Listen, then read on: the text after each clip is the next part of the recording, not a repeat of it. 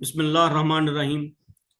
आज का हमारा ट्रेनिंग का सेशन है जिसमें हम फाइनेंशियल मॉड्यूल्स को डिस्कस करेंगे, जिसमें एफएमएस होगा, सिक्योरिटी होगी और पेंशन मॉड्यूल होगा। तीन हमारे एफएम मतलब फाइनेंशियल मॉड्यूल्स होंगे और एक हमारा बिलिंग का मॉड्यूल होगा, जिसमें हमारे बिलिंग की आगे तीन पोर्शन है।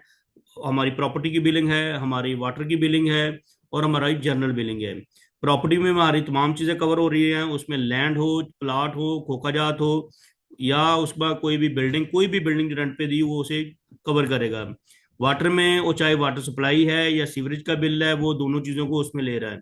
जनरल बिलिंग में जितने भी ओएसआर के हेड बाकी बच जाते हैं वो सारे के सारे जनरल बिलिंग में आ रहे हैं। हम आपको मॉड्यूल्स के डैशबोर्ड भी दिखाएंगे, क्योंकि ये डैशबोर्ड एडमिन के डैशबोर्ड है। जो आप लोग यूज करें तो आपके अपने डैशबोर्ड होते हैं, आपको अपना डाटा नजर आ रहा होता है। जो यहाँ पे नजर आ रहा होता है, मतलब कि सेक्रेटरी हजरात, सेक्रेटरी फिनांस या पीडीएलएफए देख रहे होते हैं, वो डाटा वो नहीं होता जो आप देख रहे होते हैं। यहाँ पे वो कंबाइन हो गए पूरे division wise, district wise data उस तरह नजर आ रहा होता है पूरे पंजाब का।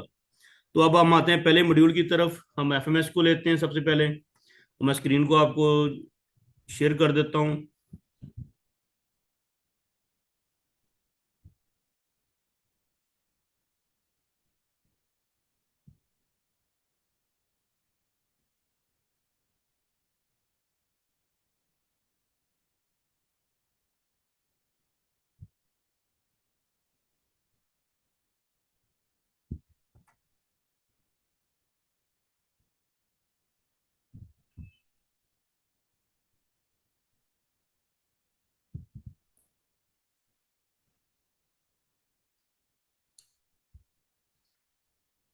जी, स्क्रीन आपको शेयर हो चुकी होगी। इसमें हमारे काफ़ी मॉड्यूल हैं जिनके ऊपर हम बात करेंगे। तो इसमें हमने जो आज की ट्रेनिंग में है, जो आपके फाइनेंस से रिलेटेड ज़्यादा मॉड्यूल है, उसमें सबसे प्रायोरिटी पे एफएमएस है।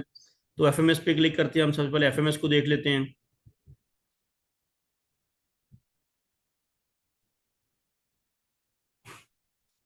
जी, स्क्रीन सबको नज़र आ रही है, आवाज़ भी आ रही है काइंडली? जी जी सर, बिल्कुल नजर आ रही है और आवाज भी आ रही है। जी आ रही है आवाज आ रही आ रही है, आवाज भी आ ठीक जी है। आ रही है आवाज आ रही है।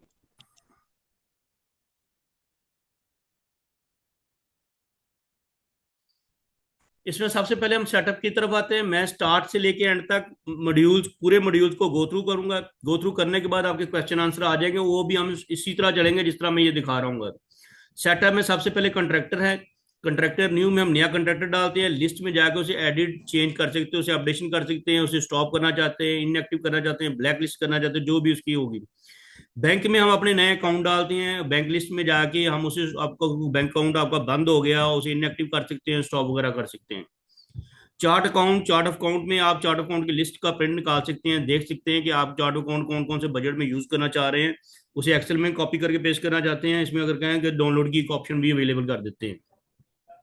चेकबुक आपने जो बैंक डाले होंगे उनकी आपको चेकबुक इसमें डालनी पड़ेगी, क्योंकि आपने यहाँ से चेक को सिलेक्ट करना है और चेक का प्रिंट इसी से प्रिंट निकलता है। फ्रंट और बैक दोनों साइड से ये हमारा सिस्टम ही प्रिंट निकाल रहा है। कुछ लोगों ने उसे एक्सेल पे डिजाइन किया हुआ है। काइंडली हम, अगर आप एक्सेल पे डिजाइन करेंगे तो हम चेक के ऊपर क्यूआर कोड भी दे देंगे और बैंक को कह देंगे विदाउट क्यूआर कोड ना ले। हम इसके ऊपर काम करने लगे थे, लेकिन इसलिए रुक गया क्योंकि ये रात की तरफ हम जा रहे हैं, तो थोड़ा सा डिले आ गया। वरना हो सकता है यकम थी आज सी सैलरी हम रात से निकालते।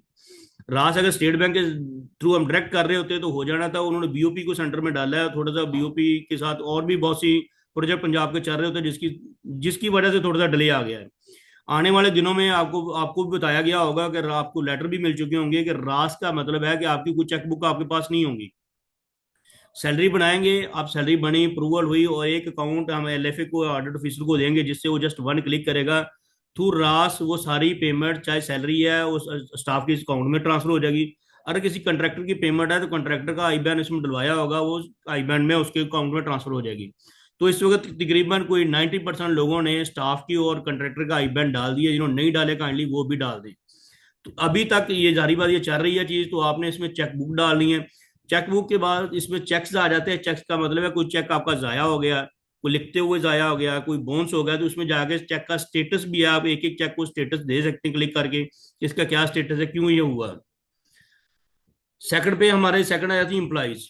एम्प्लॉयज में आप एम्प्लॉयज को टीएडी देना चाहते हैं या लोन वगैरह देना चाहते हैं, तो ये दो स्क्रीन है, इसके जरिए दो फॉर्म्स मुख्तलिफ है, इनके जरिए जैसा आपका प्रोसेस वहाँ पे फिजिकली चल रहा है वो उसी को उठा के हमने जो मैनुअल था उसको कंप्यूटराइज कर दिया और ये सिस्टम में ले आए हैं। उसी तरह प्रोसेस है, उसी तरह इसकी अप्रूवल होगी, इस तरह इसका चेक बनेगा। लोन भी सेम उसी तरह ही है। फिर नेक्स्ट आ जाते हैं बजट के ऊपर। बजट में आपका बजट न्यू है, न्यू बजट से आपकी जारी बात है न्यू बजट की डाटा एंट्री होती है। हमने आपके लिए आसानी ये ही की है कि जब आप रिवाइज बजट बनाते हैं या क्या न्यू बजट को बनाना चाह रहे हैं, तो आप किसी भी बजट को बेस बना सकते हैं लास्ट ईयर। आप कहते हैं मैंने 2 साल पुराने को बेस बनाना है या लास्ट ईयर को बेस बनाना है या किसी रिवाइज को बेस बनाना है। नेक्स्ट जो मैं लेके बजट बनाना चाह रहा हूँ वो 10% इंक्रीज हो जाए, 5% इंक्रीज हो जाए, या 0% करके आप लेके जाना चाहते हैं। क्यों लास्ट टाइम, क्योंकि जब बजट बने थे तो वो था आपके कुछ 3 से 4 दफा आपके बजट बने थे एस्टिमेट। तो उस दफा हमने इसमें ये भी कर दिया था कि इसमें माइनस में करेंगे। अगर आप पहले एक एग्जाम्पल करता हूँ, 1 करोड़ बजट था तो इन्होंने कहा जी 4 माह का बजट बना ले। तो उन्होंने कहा जी हम इसमें से -60 लगाएंगे तो ये हमें वही वही फिगर्स को -60 कर दे। इसमें हमें वो भी फार्मूले लगा दिए थे कि अगर आप माइनस करके बजट को डिक्रीज करना चाहते हैं तो अगला बजट डिक्रीज होकर भी आपका सिस्टम जनरेट कर देगा।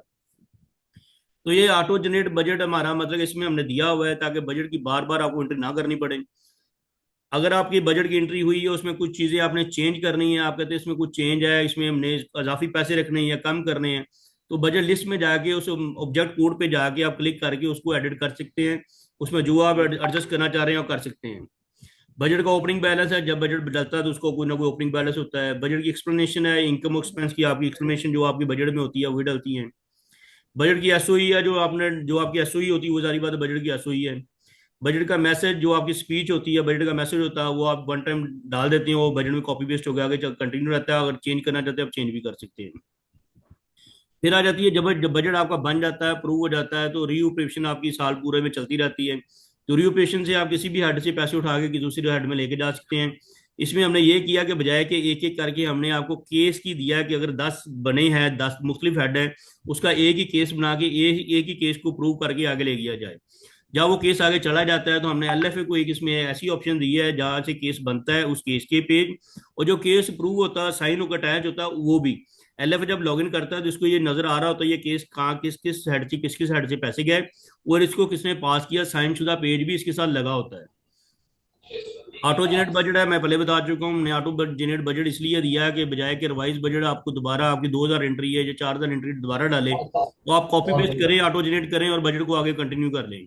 यहाँ तक आप न्यू फाइनेंशियल ईयर का भी करना चाह रहे हैं तो उसको भी ऑटो जनरेट के जरिए आप नया बजट लेके कंटिन्यू करके आगे लेके आ सकते हैं, उसमें बाद में मॉडिफिकेशन कर लें। बजट अप्रूवल है, ये एमओएफ की साइड पे एमओएस को अप्रूव करता है और बजट लॉक हमने एलएफए को दिया हुआ है। तो उसे अभी तक मैं देखूंगा कि अगर अगर अभी भी स्क्रीन दिखाऊं, अभी तो आज शुक्र है लॉक है, वरना मैं जब भी खोलता हूं पता चलता है 3 बजट अनलॉक है, कभी 2 बजट अनलॉक है। बजट अनलॉक सिर्फ एलएफए के लॉगिन से हो सकता है, किसी और लॉगिन से बजट अनलॉक नहीं होता। तो ये अब जिसका अनलॉक होगा उसको एक लेटर आएगा कि भाई अब 3 माह गुजर गए हैं, बजट अनलॉक क्यों कर रहे हैं। अगर बजट में चेंज है तो थ्रू रीओपेशन करें, अगर सप्लीमेंट्री ग्रांट आई तो थ्रू सप्लीमेंट्री ग्रांट उसे रिसीव करें ना। बजट को अनलॉक करना है कोई मतलब कि साल के सेंटर में अगर देखा जाए तो लास्ट जून में बजट अनलॉक थे। भाई नए बजट बनाए, नए बजट लेके आए, जो बजट पड़ा हुआ उसे अनलॉक क्यों किया जा रहा है, मुझे इसकी अभी तक समझ नहीं आई। अब जिसका अनलॉक होगा उस एलएफए को कॉल करके पूछेंगे भाई मुझे प्रॉब्लम बताएं कि आप सेंटर में अनलॉक क्यों करवा किया आपने। वो कहते हैं ये वो हमने पूछते हैं जी एलएफए क्यों किया, वो कहते हैं जी मेरा तो लॉगिन उनके पास, मुझे तो पता ही नहीं, मेरा पासवर्ड मेरे पास भी उनके पास भी है, काइंडली अपना पासवर्ड चेंज कर लें। कल को आपको आपको इसका जवाब देना पड़ेगा क्योंकि लॉगिन आपका, आपके लॉगिन से जो भी चेंज होगी, जो भी चीज होगी, क्योंकि आपके लॉगिन की आईडी साथ ट्रेल में आ रही होगी कि इस लॉगिन से हुआ। कल को ये नहीं कहना जी मैंने तो पासवर्ड नहीं चेंज किया था, मेरा पासवर्ड बाकी लोग यूज कर रहे थे, उसमें बाकी लोगों को कसूर नहीं है, कसूर उसका जिसका अपना पासवर्ड है। तो आने वाले दिनों में मैंने तो ब्रांच साहब से कहा था कि आपकी एचआर की एंट्री हो जाए, आपको बायोमेट्रिक और आपके सीएनसी से लॉगिन किया जाए ताकि अथेंटिक लॉगिन हो, आपको पता होगा ये मेरा सीएनसी है। अभी क्या कह रहे हैं जी हमें तो पता नहीं, हम तो ट्रांसफर उधर आए थे, उधर कौन सा लॉगिन यूज कर रहे थे, तो पहले से लोग यूज कर रहे थे, वही लोग यूज किए जा रहे हैं। अभी तक ये रिपोर्ट, अभी इतने साल चलने के बाद भी अभी भी ये रिपोर्ट आ रही है कि सर मैं तो अभी ट्रांसफर होकर आया हूँ, मुझे तो पता नहीं यहाँ कौन बंदा पहले यूज कर रहा था, वो बंदा यूज कर रहा था नहीं कर रहा था। तो ये तो एलजी वाले पहले यूज कर रहे थे, अभी भी एलजी वाले यूज कर रहे हैं, अब ये मसले आ गए, ये मसले ठीक करवा दें। भाई जो कैश बुक होती है, क्योंकि फाइनेंशियल मैटर्स एमओएफ का जुम्मा है, अकाउंट मेंटेनेंस एमओएफ का जुम्मा नहीं है, वो ऑडिट ऑफिसर की जिम्मेदारी अकाउंट मेंटेनेंस करना, अकाउंट की रिकंसाइलेशन करना। बजट बनाना, बजट लगाना, बजट को देखना एमओएफ साइड है। बजट की टैक्सेशन सही हुई है, गलत हुई है, सही ऑब्जेक्ट कोड सही जगह पे यूज हुआ या नहीं हुआ, वो और उसकी अकाउंट मेंटेनेंस और बैंक रिकंसिलिएशन है एलएफए का, क्योंकि ये दो पार्ट्स है तो दो बंदों को वहां पे बिठाया गया है। उसके बाद आ जाते हैं बजट इंपोर्ट की तरफ। बजट इंपोर्ट का मतलब है कि जो आपने 4 माह में खर्चे किए, 10 माह में या 8 माह में खर्चे किए या पूरे साल में खर्चे किए, आप यहाँ से इंपोर्ट कर सकते हैं। इनकम और एक्सपेंस दोनों इंपोर्ट है, बजाय कि आप पहले होते हैं एक्चुअल क्या खर्चा हुआ है तो लिखना या निकालना बहुत मुश्किल था। आप सिस्टम में दोनों चीजें मौजूद है। आप 8 माह का निकालना चाहते हैं, 4 माह का निकालना चाहते हैं या फुल ईयर निकालना चाहते हैं, एज पर रूल्स हमने तीनों इसमें ऑप्शन दी हुई हैं। अगर आप बजट हमारा 30 जून को ना हो, ये 2 को बनता हो ना जुलाई को, तो एक्चुअल बजट सबका आ सकता है। तो अभी आप 8 माह का लगा रहे होते हैं, लास्ट ईयर 4 माह का लगा रहे थे, उससे लास्ट ईयर जो आप पूरे साल का लगा रहे होते हैं। तो इसे बजट इंपोर्ट करेंगे तो ये, अगर मेरी स्क्रीन नजर आ रही है तो लास्ट ईयर इनकम और एक्सपेंस, जारी बात है ये इंपोर्ट से आया हुआ है। और ये भी करंट ईयर भी हमारा जो चल रहा है, ये भी हमारा जो रेगुलर चल रहा है उससे आ रहा है। बजट कॉपी, इसमें हमने आपको बजट कॉपी दी हुई है। आप बजट कॉपी पे क्लिक करेंगे तो आपकी बजट की कॉपी आपके सिस्टम में डाउनलोड हो जाएगी, पीडीएफ। आप उसका प्रिंट निकाल लें। उसके अंदर जितने भी पेज हैं बजट कॉपी में, जो बजट की कॉपी में लगने चाहिए, जो होते हैं, जो आपकी बजट कॉपी है, वो सारे के सारे इसमें लगे हुए हैं। दूसरा, इसके ऊपर हमने क्यूआर कोड को लगाया है। क्यूआर कोड का ये फायदा है कि जो भी बंदा क्यूआर कोड को स्कैन करेगा, पूरी की पूरी बजट कॉपी उसके मोबाइल में आ जाएगी। जिससे भी वो स्कैन करेगा वहां पे वो बजट कॉपी वो डाउनलोड हो जाएगी, यूआरएल आ जाएगा, क्लिक करेगा, यो आपका बजट देख सकता है।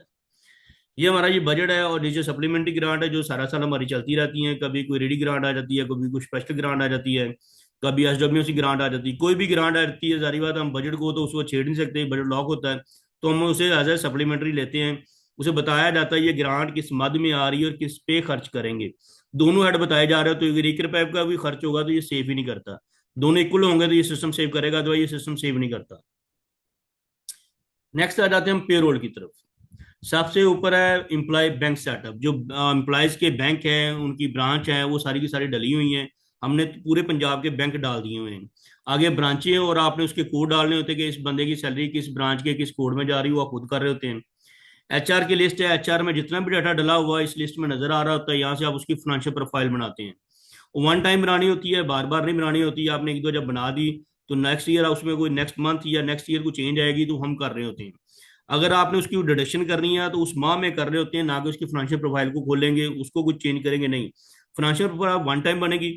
उसके ऊपर भी एलएफए की तरफ से तक इसे भी लॉक करवा दें और अनलॉक की ऑप्शन हमें दे दें। आने वाले दिनों में हो सकता है कि इसकी वो हम लॉक करवा दें, तो एमओएफ से अनलॉक करेगा और सैलरी उस बंदे की नहीं बढ़ेगी जब तक एमओएफ दोबारा उसे चेक नहीं कर लेगा कि अनलॉक क्यों हुई, इसकी सैलरी में क्या चेंज आई, पहले क्या सैलरी थी, अब इस सैलरी में क्या चेंज आई। वो कहते हैं हमने ईसीआर बनाना होता है। ईसीआर बनाने में हमें दुश्वारी होती है, हमें मुश्किलात आती हैं कि ये पूरे पैसों में ये पैसे चेंज किस में आए।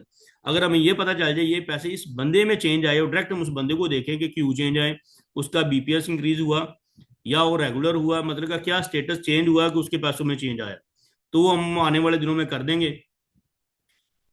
Monthly approval, monthly approval branch wise budget होता है। बजट की सारी बात अप्रूवल हो रही होती है। आपका स्टाफ भी ब्रांच वाइज है, एमओएफ कर रहा होता है, अप्रूवल करके आगे वो भेज देता है एलएफए को।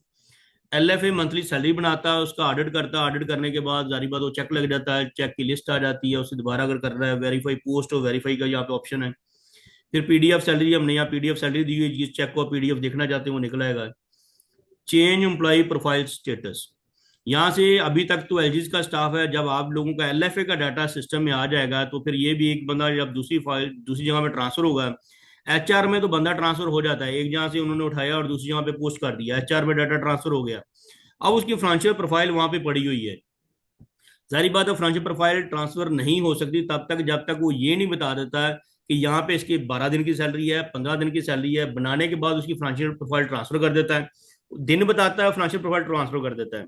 उतने दिन की सैलरी वहां पर जाती है जहां वो ट्रांसफर करता है, बाकी दिन की वो सैलरी बनाता है। अज्यूम 12 दिन उसने यहां से लगाए, 1 से 12, और 12 दिन 10 दिन उसने कहीं और लगाए, फिर उसकी ट्रांसफर हो गई, तो 10 दिन की वो सैलरी वहां पे क्लिक करेगा, उसकी फाइनेंशियल प्रोफाइल को नेक्स्ट ट्रांसफर कर देगा। कि एक बंदे के 3 चेक बनेंगे मुख्तलिफ 3 एलजीज से। वो सिस्टम हमारा उसको फाइनेंशियल प्रोफाइल को ट्रांसफर कर रहा होगा, ना कि मैनुअल बनेगी। मैनुअल अभी भी लोग बना रहे हैं, लेकिन ये कि मैनुअल का हिसाब जब देना पड़ेगा मुश्किल हो जाएगा।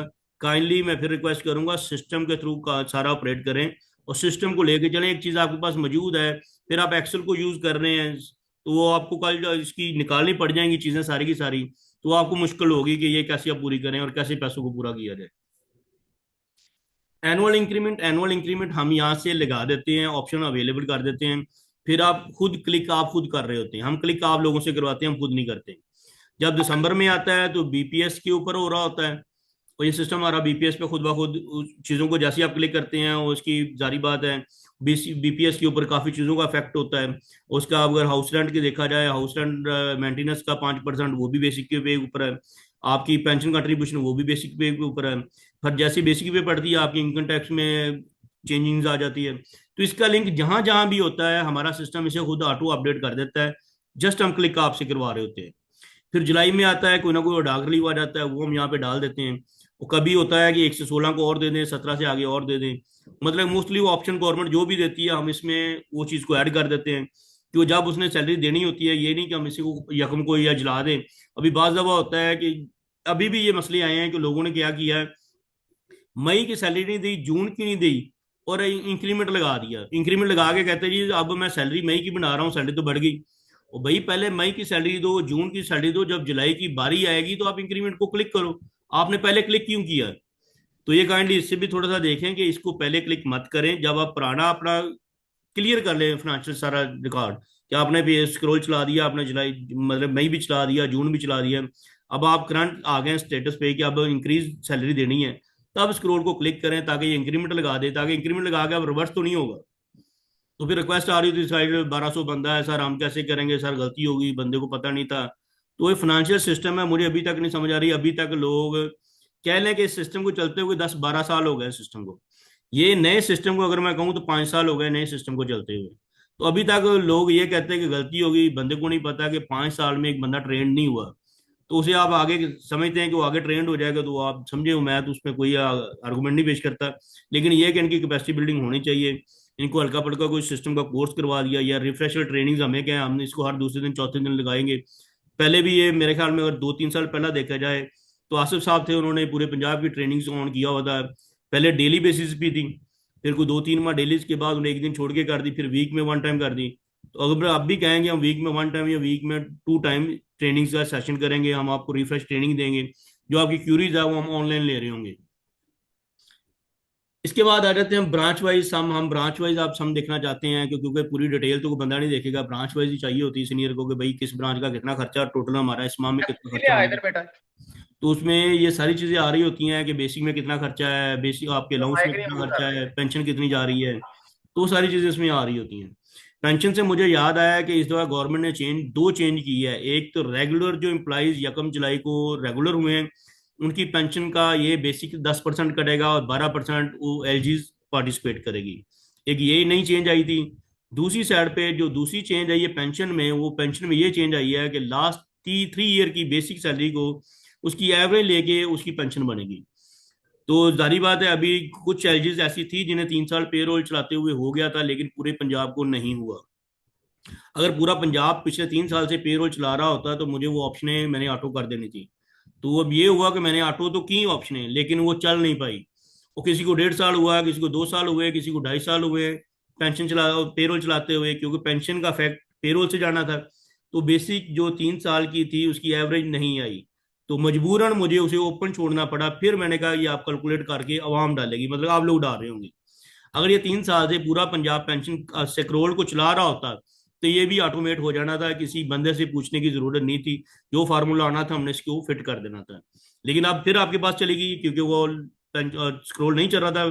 क्योंकि जब तक स्क्रोल नहीं चलेगा 3 साल, और 3 साल की बेसिक लेके उसकी एवरेज कैसे निकाल सकते हैं हम, हमारे पास तो कोई फार्मूला नहीं है।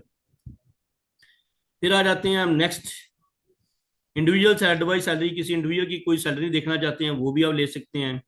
लिस्ट ऑफ डिजीज एम्प्लॉय, ये बड़ी बहुत ज्यादा लोग गलती कर रहे थे और बड़ी शुक्र है कि अब काफी हद तक बेहतर हो गई है। तो इसके अंदर डिजीज एम्प्लॉय की सैलरी तो बन गई, जारी बात है उसी की सैलरी बन रही होती है। आगे उसकी एक बेगम को देनी है, 2 बच्चों को देनी है, 2 बेगमों को देनी है। वो जो देनी है इसमें से हम क्लिक करेंगे और उसको बताएंगे कि कितना कितना पोर्शन देना है। अवाम क्या करती है, ये क्लिक नहीं करती, वो कहती है सर चेक के ऊपर और अमाउंट है और एयर 10 के ऊपर और अमाउंट है। वो भाई चेक इसके अंदर, ये इसके अंदर जो अमाउंट थी असल में तो वो आगे इफेक्ट होनी है, वो आगे जानी है। जो आपने जिस जिस बंदे को अकाउंट नंबर दिए इतने से पैसे ट्रांसफर करने हैं, असल में तो वो थे। तो ये शुक्र है कि अब बहुत ज्यादा कम होगी, लेकिन ये क्यूरी स्टार्ट में बहुत ज्यादा थी कि डिजीज एम्प्लॉय की सैलरी किस किस को जानी है, एक बेगम को जानी है, दो को, बच्चों को, जिसको भी जानी है, इसके अंदर उसकी फैमिली की हिस्ट्री पड़ी होती है, आप उसे बताएंगे उसका अकाउंट नंबर ये है, उसकी ब्रांच ये है, इतने इतने पैसे जाने हैं, तो मतलब वो जब आगे नेक्स्ट आप स्क्रॉल चलाएंगे तो वहां शो हो जाएंगे। आगे बैंक वाइज डिटेल है कि बैंक वाइज हम हर एक की डिटेल देख सकते हैं कि किस किस बैंक में कितने कितने पैसे जाने हैं। एक ही स्क्रॉल निकलता है, उसमें बैंक बताता है हर बैंक में कितने पैसे जाते हैं, फिर वो बताता है हर बैंक की ब्रांच में कितने पैसे जा रहे हैं, फिर हर ब्रांच में कितने कितने एम्प्लॉइज है, कितनी कितनी सैलरी जा रही है, एक पूरा ही पलंदा निकलता है अगर स्टाफ ज्यादा है तो। और काम में तो ज़ाहिर बात दो चार पेज निकलेंगे। तो ये भी सारी सिस्टम में हो चुकी हैं और सिस्टम इससे प्रिंट निकाल सकते हैं, आप इसे कंटिन्यू कर सकते हैं। फिर आ जाते हैं कैश बुक की तरफ।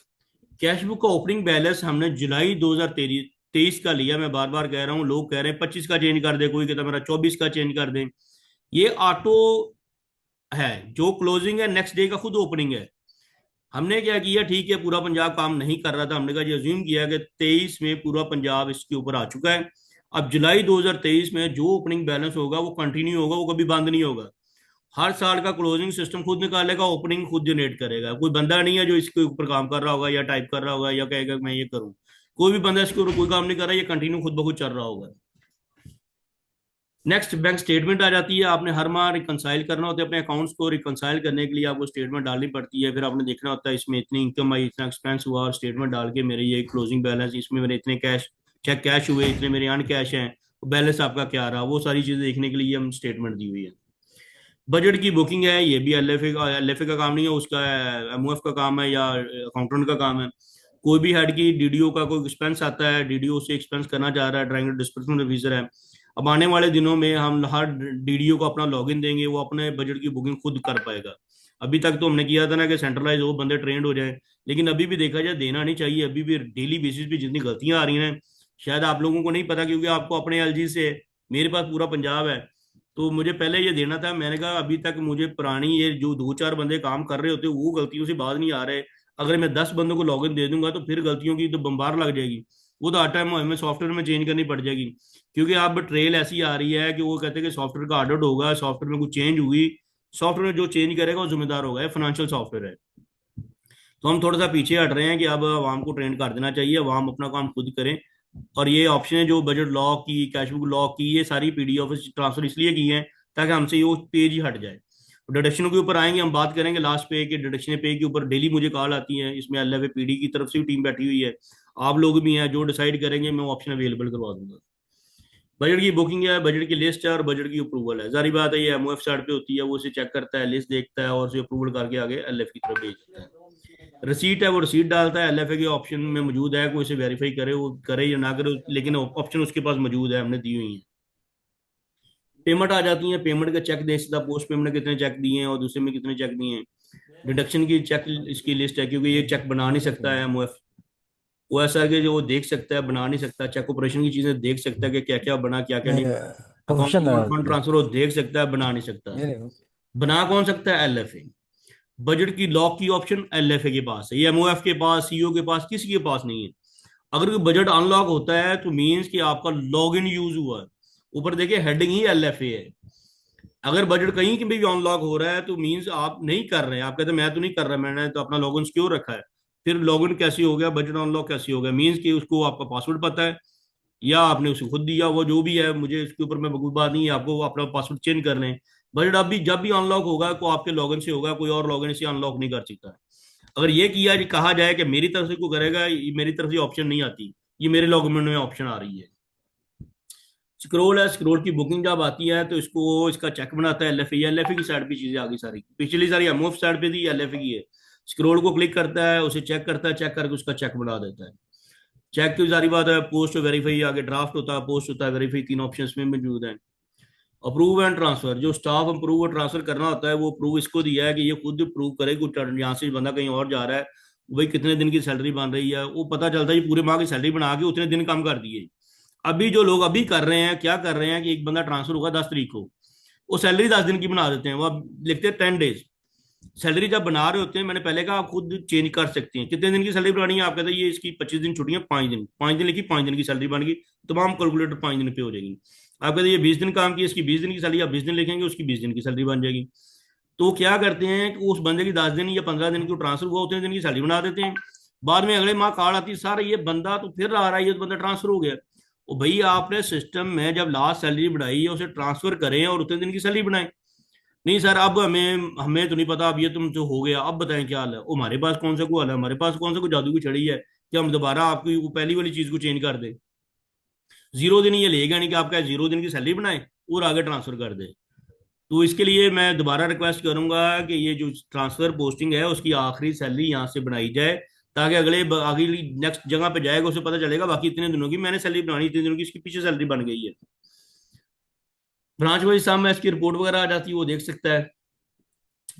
कैश बुक क्या है, कैश बुक लॉक जिसकी बात कर रहे हैं, कि कैश बुक लॉक हमने आप लोगों को दी। अगर जैसे ही आपकी कंप्लीट हो जाता है 10 तारीख, तो हमने PDLFA की तरफ से ना, अगर आप 5 तारीख को या 2 तारीख को या 3 को अपना डाटा कंप्लीट कर लेते हैं तो अपनी कैश बुक आप खुद लॉक कर दें, 10 का वेट ना करें। बाद बार मुझे कॉल आती है LFA से, सर मैंने तो पिछले प्रिंट निकाले, मुझे प्रिंट भी भेज देते हैं, अब ये डाटा मिल नहीं रहा। मैं देखता हूँ वाकई सिस्टम में प्रिंट निकले हुए हैं, डाटा और है, और मेरे सिस्टम में करंट डाटा और है। अब चेंज कैसे हो गया? सारी बात है कि आपके लॉगिन किसी बंदे ने किया है। मेरा सवाल होता है सर आपने लॉक क्यों नहीं किया अगर वेरीफाई कर लिया था? नहीं सर अभी ना दोबारा वेरीफाई करनी थी इसलिए लॉक नहीं की। तो भाई उसमें हम ये बता सकते हैं ये किस लॉगिन से हुआ, किस बंदे ने किया, ये हमारे पास कोई चीज नहीं है। किस लॉगिन ने किया, किस टाइम पे किया, किस प्लेस पे किया, हमारा सिस्टम ये उठा लेगा लॉगिन ये था, डेट ये थी, और राउटर के थ्रू ये पता चल जाएगा ये इस वक्त बैठा कहाँ पे हुआ था, उसकी लोकेशन क्या थी जहाँ पे ये चेंज आई है। बंदा कौन था ये हमें नहीं पता कि बंदा कौन था, किसने चेंज किया, क्यों चेंज किया। अक्सर लॉगिन इनके अपने ही निकलते हैं। वो कहते हैं सर मैं तो इस वक्त वहाँ ऑफिस में था ही नहीं। भाई आप नहीं थे, आपके लॉगिन को इसने और ने यूज कर लिया। वो कहते हैं सर हमें ये बताएं किसने लॉगिन यूज कर लिया। ऐसी कोई चीज नहीं, रॉकेट साइंस नहीं है कि मेरे लॉगिन को मैं आपको दे दूं और आप जाकर कहीं जाके यूज कर लें, बाद में ये कहूँ कि मेरे लॉगिन मैंने 10 बंदों को दिया था, इसमें से किसने यूज किया है। लॉगिन मेरा है, आपके 10 लॉगिन होंगे, मैं बताऊंगा 10 में से किसने अपना लॉगिन यूज किया। मेरा लॉगिन 10 बंदों के पास है, तो किसने यूज कर लिया, कैसे कर लिया, मैं उसकी हिस्ट्री नहीं निकाल सकता। तो काइंडली इस चीज से थोड़ा सा करें कि ये लॉगिन वगैरह ऐसे ना दें, अपने पासवर्ड ना दें। थोड़ी सी ट्राई करें कि सीखें। अगर आपकी रिटायरमेंट करीब है, आप कहते साल 2 साल रह गए मैंने सीख के क्या करना है, फिर ये कि कंप्यूटर ऑपरेटर को लॉगिन करवाएं, लॉगिन खुद करें, पास बैठ के काम करवाएं, लॉग ऑफ खुद करवाएं।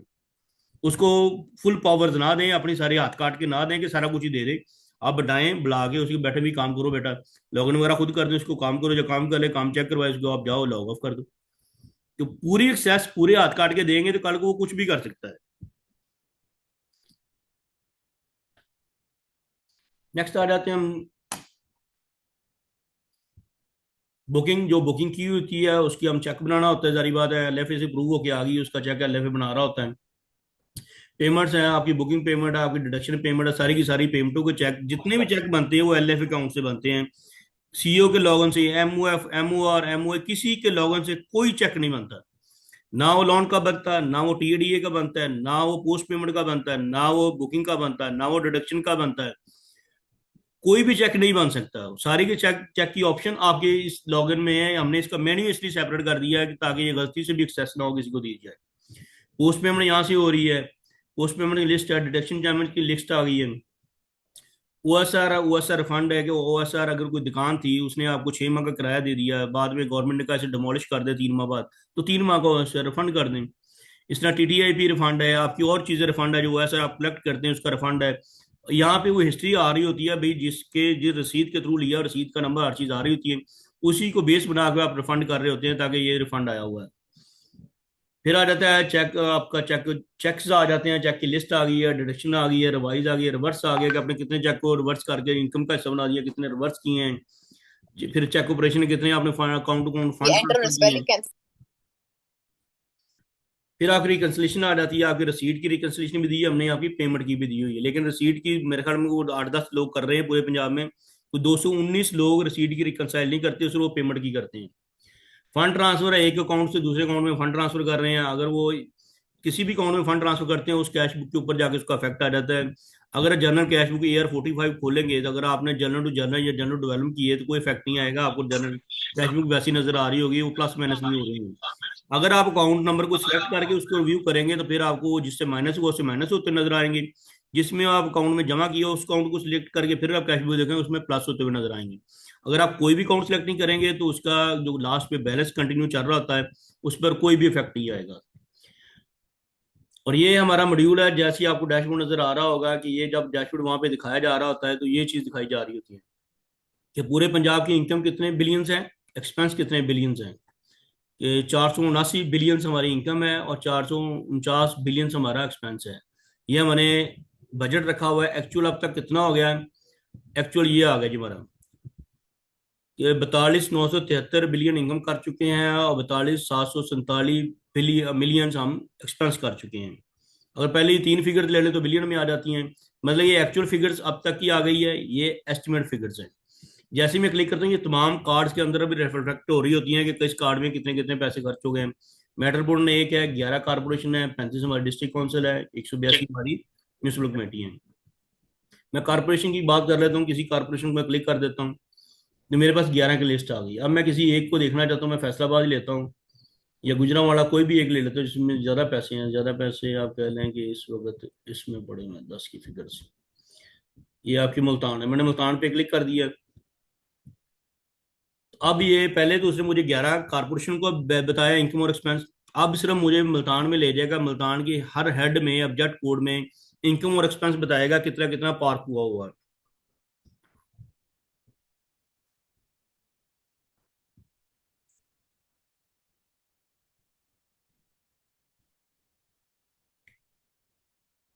ये मेरे पास सारी डिटेल आ गई कि मेरा ये इनकम है, ये मेरा एक्सपेंस है, ऑब्जेक्ट कोड आ गए, इधर मेरा ओपनिंग बैलेंस डाल के ये मेरी इनकम आ गई। अब अगर इसे मैं और ड्रिल डाउन करना चाहता हूँ, को देखना चाहता हूँ ये बेसिक पे इतनी क्यों यूज हुई है, मैं बेसिक पे के क्लिक करूंगा तो मुझे एक और पॉपअप दे देगा, इससे भी आगे ले जाएगा।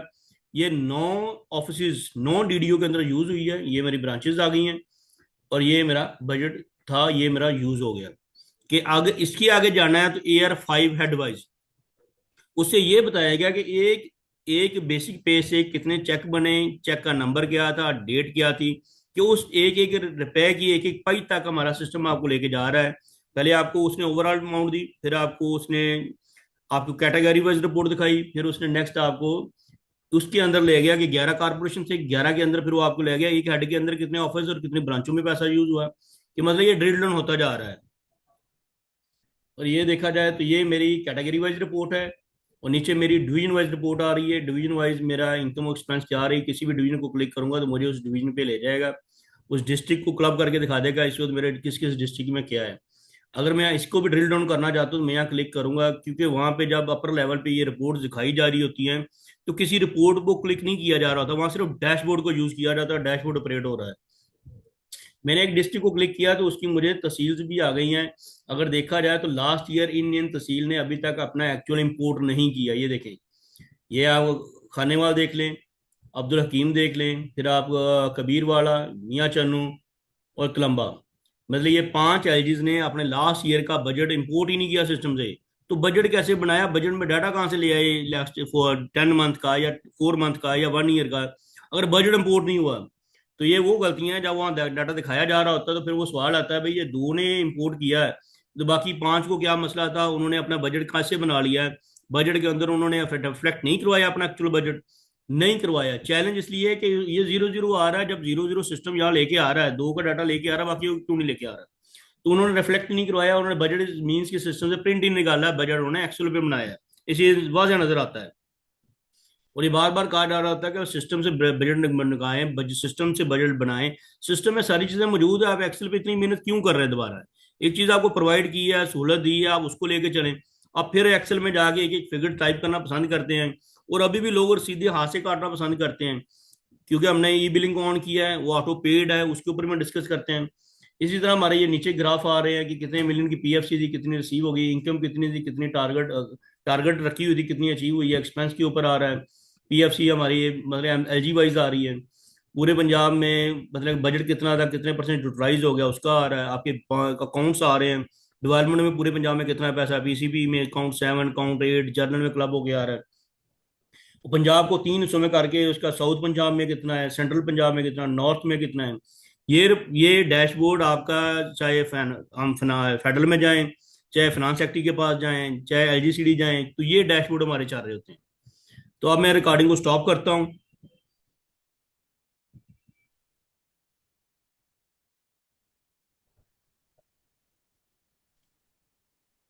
अस्सलाम वालेकुम भट्ट साहब। वालेकुम सलाम। सर मेरे कुछ सवाल थे कुछ जी जी, करने। अब सवाल आपने मैं बंद कर दिया है, अब सवाल जवाब की तरफ आ गए। जी जी सर। सर एक तो ये है कि ये जो मुलाजमीन के बैंक अकाउंट्स होते हैं आईबीएन जो हम ऐड करते हैं, ठीक है, मैं एलएफए साइड से बात कर रहा हूँ। तो उसमें होता ये है कि विदाउट इंटीमेशन उनका बैंक अकाउंट या बैंक चेंज होके आ जाता है हमारे पास। तो इसके ऊपर कोई ऐसा सिस्टम रखें कि वहाँ से उस साइड से प्रपोजल चले और एलएफए साइड के पास प्रपोजल आ जाए, हम उसको अप्रूव करें, फिर वो अकाउंट चेंज हो। अदरवाइज वो अकाउंट चेंज ना हो। जहाँ 1,000 एम्प्लाई होता है या 1,500 एम्प्लाई है तो वहाँ फिर मसला होता है एक एक अकाउंट को वेरीफाई करना। चलें, मेरे ख्याल में मैंने ये रिपीट भी किया था, आपने शायद जी सर। सुना नहीं, मैंने कि सुना है सर, वो जब भी आपका कुछ अभी वो चेंज चल रही है करेगा वो प्रपोजल। सिस्टम में उस बंदे की फाइल में, उस बंदे की प्रोफाइल अनलॉक हो जाएगी खुद ब खुद। जब अनलॉक हो जाएगी बाकी जी सारी सैलरी बढ़ के चले जाएगी, उस बंदे की अनलॉक जाएगी। वो बंदा जाके बताएगा कि मैं इसमें क्या चेंज किया है और क्यों चेंज किया है। जब बताएगा तो फिर वो लॉक हो जाएगी। वो खुद एलएफए वाला लॉक कर रहा होगा। तो इसके लिए मैं एक लेटर एलएफए से कहूंगा कि वो एक लेटर मुझे दें इस चीज तो की। एक और क्वेश्चन भी है सर। जी जी बताएं। जी दूसरा साइड ये है सर कि जो डिडक्शन के बारे में बात है, तो बाज़ दफ़ा ये होता है कि जब वो बंदा छुट्टी पे जाता है तो उसकी डिडक्शन करनी होती है, कन्वेंस अलाउंस वगैरह, वो एलजी साइड जब भूल जाती है तो हमें फिर उसको ना डिडक्शन करनी पड़ती है, फिर हम एलजी साइड को वापस करते हैं वो। जी जी, आप सही कह रहे हैं। तो वो छुट्टी पे जा रहा है तो ये जारी बात है कि एमओएफ की जिम्मेदारी थी, वो ऐसी गलती क्यों कर रहा है। एक बंदा छुट्टी पे था, जी उसको सर। कन्वेंस अलाउंस नहीं मिलना। वो उम्रे पे जी गया, सर। वो हज पे गया, कोई बाहर मुल्क चला गया, छुट्टियां लेके 6 माह की, तो उसका कन्वेंस अलाउंस तो काटना जी चाहिए। सर।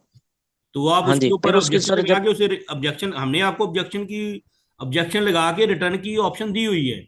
आप उसके ऊपर जी ऑब्जेक्शन सर। लगाएं, रिटर्न कर दें। सर वो थ्रू देखे ना, सिस्टम, वो पे मैनुअल की आती बात है। नहीं मैं कर रहा, हमने थ्रू सिस्टम आपको ये चीजें दी हुई हैं। हम्म। भट्टी साहब। जी जी अस्सलाम बताएं। वालेकुम भट्ट तो साहब।